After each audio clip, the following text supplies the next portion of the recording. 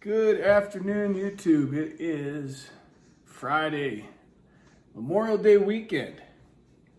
And I've been cruising around a little bit, just kind of around my own backyard, right? And I discovered I kind of like where I live.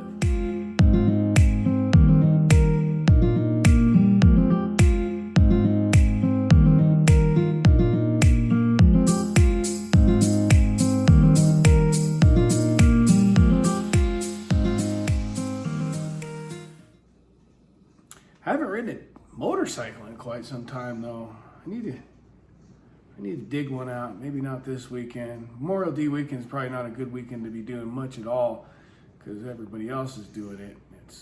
I like to refer to these big 3-day weekends as amateur weekends. So hopefully people behave themselves because there is a fire ban. I've got a bunch of videos I want to do, and maybe even start doing a little.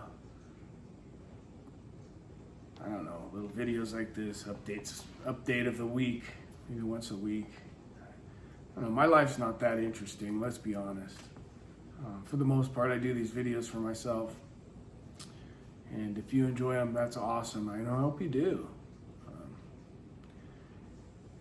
It's weird because I wish that I had started doing this sooner.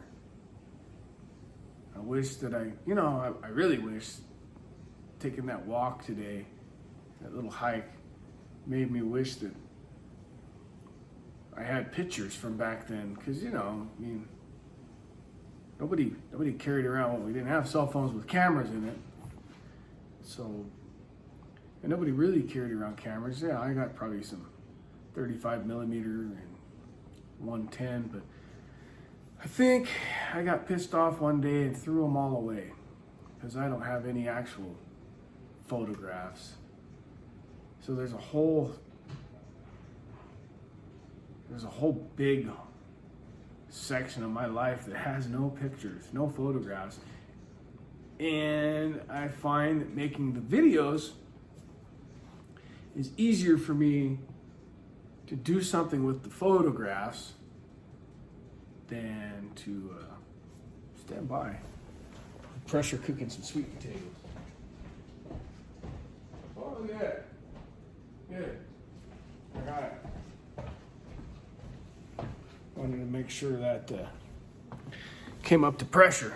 I wish that I had pictures from back then because there's a whole huge part of my life that really only exists up here, and a few of the people who are still alive to remember it. And so, it's probably a good thing there's no photo or video evidence of some of the wilder things I've done. But I mean, there's also a lot of cool stuff, and there's no videos and no pictures of it, and I regret that. And it's funny because you tend to forget these things, I forgot a lot of stuff. I mean, God, I've forgotten half the stuff I've done. I've done so many things, and it's like, wow, I've done a lot. But you get wrapped up in day-to-day life, and you forget about it. At least I do. Life just becomes like monotonous, I guess. Anyways, I don't know. This is a great form for me. I really do enjoy YouTube. I enjoy making the videos. I enjoy the interaction with other channels. That's always cool. And I'm gonna have to plan a trip here pretty quick. It's just the uncertainty in the world we live in right now makes it difficult too. And also, we're super busy at work, which there's another uncertainty. We're super busy right now, but how long will that last? Will it last? Will I have a job 6 months from now?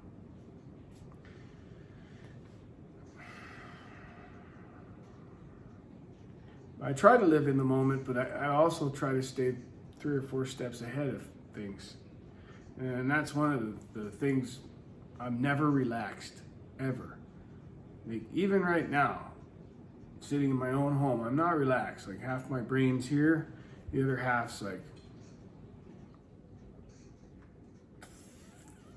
thinking of scenarios, going through scenarios. It never stops. I think I need to at least have something to plan, something to look forward to, because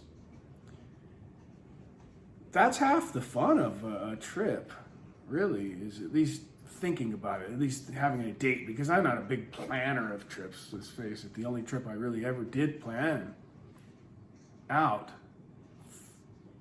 and albeit it was still loose planning, but as far as packing the bike and figuring out what I needed and how much I needed, that was very well thought out, because of the motorcycle I was taking wasn't exactly the bike designed for that trip. So that was a pretty planning intense trip. A lot of preparation went into getting the bike ready for it. Myself, I'm ready. I can just throw stuff on a bike and just go. If I have 2 weeks, I will just ride until I get to the halfway point and turn around. But here's another thing. It's getting increasingly more difficult to find places to camp, because you're competing with so many more people that are out camping now. And that's a weird thing. And that's been going on for quite a while, because I've traveled the Pacific Coast Highway since I was able to drive. So, how old am I?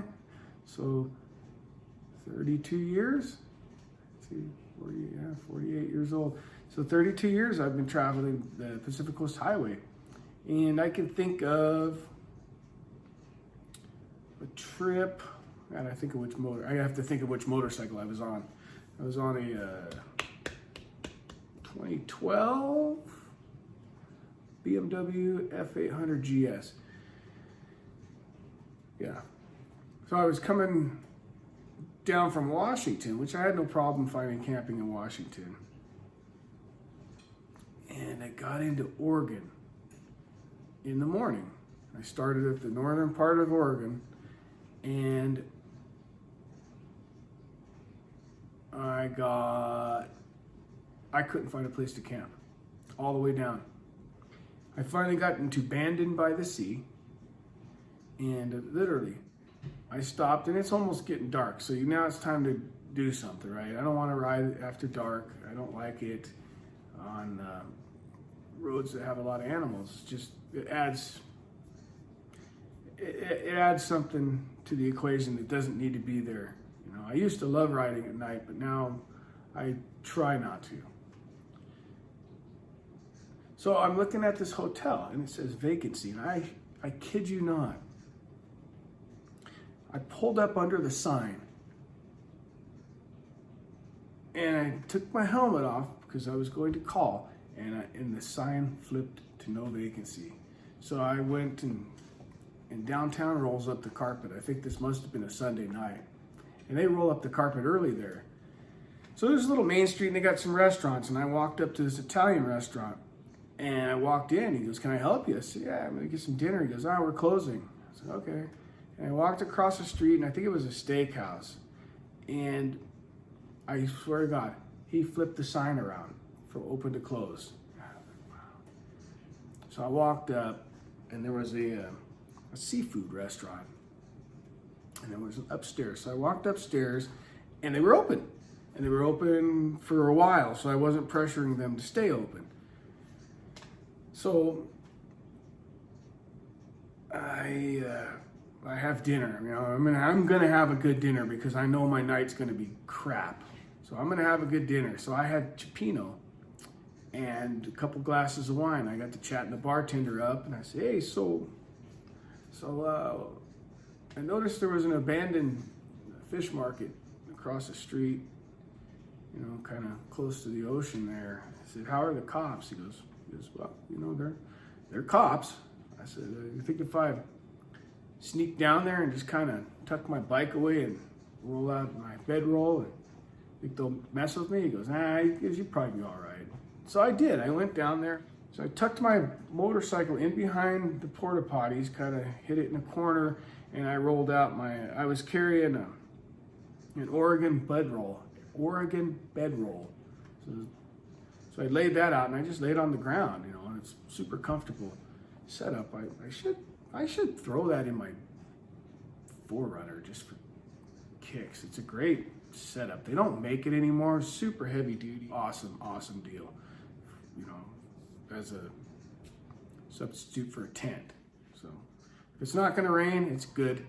If it's a little bit misty, which it was next to the ocean, you had a little flap you could pull over your head, keep the dew off your face. So that next morning, I slept okay through the night.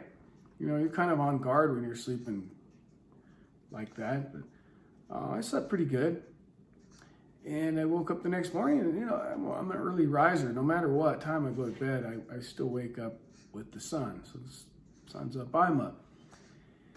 And one thing, the coffee places don't open too early, but there's a place in Bandon by the Sea, and I can't think of the name of it. Fantastic pastries, fantastic people, fantastic coffee. And it's a really small town, so it's not too hard to find. You got a little sit-down area in there, and if I remember correctly, they got a pretty decent back patio and a side patio as well. But I love the Pacific Northwest. Where was I going with this? That's right. Increasingly more difficult to find a place to camp, and it was all the way down. I finally got down by Fort Bragg or somewhere, and I had to cut inland quite a ways, and I camped out in the BLM, and that turned into kind of a sketchy ordeal as well. You settle into a place, and it seems like you got it to yourself, and then in the middle of the night, you don't realize it, but locals, like where I live, I've got BLM right behind my house, so local riffraff might go out there and party. So you might be asleep, and all of a sudden you find yourself in the middle of a party now. Maybe you join the party, or maybe they get drunk and make a bad decision and come to your camp. It could go either way. So it was a weird night. I didn't have any issues, but the potential was there. So it's gotten increasingly more difficult to find camping.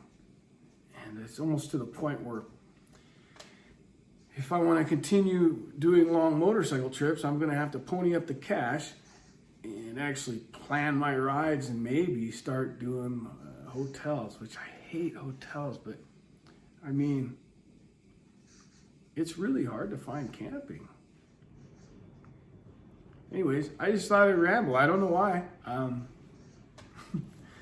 guess I was bored sitting at home, and I decided to set the camera up and chit-chat with you guys. Anyways, don't forget to hit that like and subscribe button, and I'll see you on the next one.